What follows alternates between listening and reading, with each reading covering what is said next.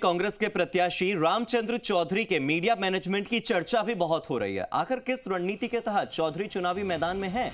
आज पूर्व सीएम अशोक गहलोत की चुनावी सभा है। सचिन पायलट को इस सभा में बुलाया ही नहीं गया, लेकिन कांग्रेस की ओर से, मीडिया की ओर से इस बारे में कोई चर्चा ही नहीं की गई।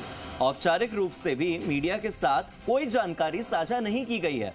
महज तैयारियों और बैठकों का एक प्रेस नोट जारी करके इतिश्री, सब खत्म हो गया सब कुछ।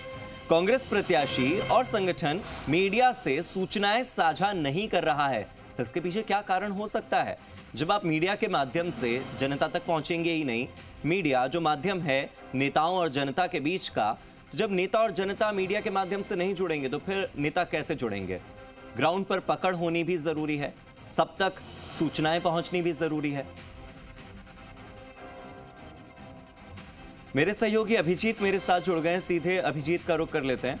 अभिजीत, ये किस तरह का मीडिया मैनेजमेंट है जहां पर मीडिया से कोई मैनेजमेंट ही नहीं, कोई एडजस्टमेंट ही नहीं, मीडिया के तक कोई सूचना ही नहीं पहुंचने दी जा रही है, केवल एक प्रेस नोट करके काफी है, काफी हो जाता है भाई?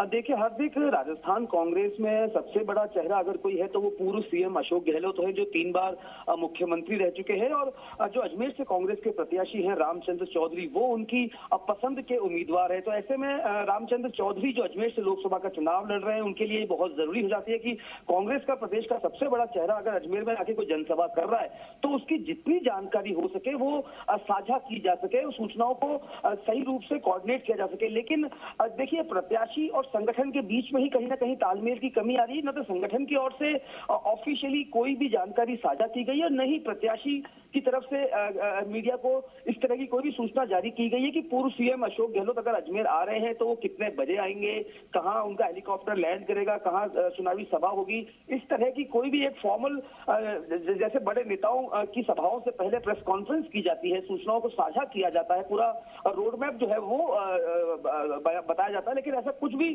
अब समझ में नहीं आ रहा है। और देखिए, सबसे बड़ी बात यह है कि कांग्रेस भले ही, देखिए कांग्रेस के नेताओं ने पब्लिक प्लेटफॉर्म्स पर इस बात को स्वीकारा भी है कि विधानसभा चुनाव में एकजुट होकर हम नहीं लड़ सके, इस कारण से जो है सरकार से हम बाहर हुए हैं और इस बार लोकसभा चुनाव में हम सब एकजुट हैं। तस्वीरों के माध्यम से अजमेर में भी दिखाने की कोशिश की गई कि कांग्रेस संगठन जो है पूरा एकजुट है, लेकिन अंदर खाने में कहीं ना कहीं जो है वो इस बात से सामने आती है। अभिजीत, राहुल गांधी और प्रियंका गांधी वाड्रा अक्सर राष्ट्रीय मंचों से ये कहते हैं, हर जगह कहते हैं कि मीडिया हमें दिखाता नहीं है।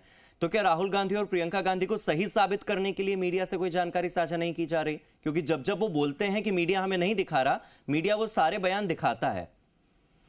देखिए, बिन बुलाए मेहमान की तरह अगर बात की जाएगी तो फिर उसका कोई उत्तर नहीं हो सकता है। आप मीडिया को बुलाएंगे ही नहीं, मीडिया से कोई चीज साझा ही नहीं करेंगे और ये अपेक्षा करेंगे कि मीडिया उसको दिखाए या नहीं दिखाए, तो वो फिर अलग विषय होता है। मैं आपसे यही कहना चाह रहा था हार्दिक कि अशोक गहलोत राजस्थान प्रदेश कांग्रेस का सबसे बड़ा चेहरा है। आज लोकसभा चुनाव के लिए वो पब्लिक मीटिंग करने आ रहे हैं आजाद पार्क में, 11:30 बजे का शेड्यूल टाइम है। लेकिन ये तमाम जानकारियां जो मैं आपसे साझा कर रहा हूँ अशोक गहलोत के अजमेर दौरे को लेकर, ये किसी भी प्लेटफॉर्म पर कांग्रेस के ऑफिशियल डेलीगेट्स की ओर से नहीं साझा की गई है। ये सोशल मीडिया या फिर जो आजकल पोस्टर्स बन जाते हैं सोशल मीडिया पर साझा करने के लिए, उनके माध्यम से सूचना साझा हुई है। एक फॉर्मल प्रेस कॉन्फ्रेंस भी जरूरी नहीं समझी है अजमेर कांग्रेस संगठन ने या प्रत्याशी की ओर से। संगठन और प्रत्याशी मिलकर चुनाव लड़ते हैं, लेकिन यहाँ दोनों ही जो है वो अलग अलग दूरियों पर चल रहे हैं और अंदर खाने में कुछ बातें। तो फिर अभिजीत, तो फिर सवाल यही उठते हैं कि क्या अजमेर में वाकई कांग्रेस का संगठन मजबूत है? क्या वाकई अजमेर कांग्रेस चुनावी मोड में है? क्या वाकई कांग्रेस का मीडिया मैनेजमेंट उतना बेहतर है कि वो चुनाव में अपने प्रत्याशी की जीत सुनिश्चित कर पाए या अपने प्रत्याशी के लिए प्रचार भी कर पाए? ये वो तमाम सवाल हैं जो बार बार उठते हैं। बहुत बहुत शुक्रिया मेरे साथ जुड़ने के लिए, इन तमाम जानकारियों के लिए। फिलहाल आगे बढ़ते हैं।